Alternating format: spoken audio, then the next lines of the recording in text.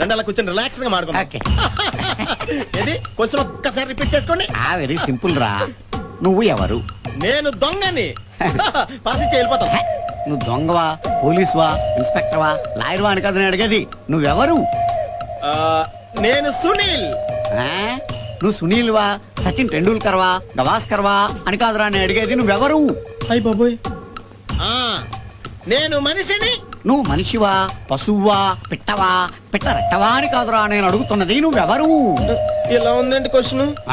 నేను ప్రాణిని. నువ్వు ప్రాణివా, రాయువా, రప్పవా, చెత్తవా అని నేను అడగట్లేదా. నువ్వెవరు?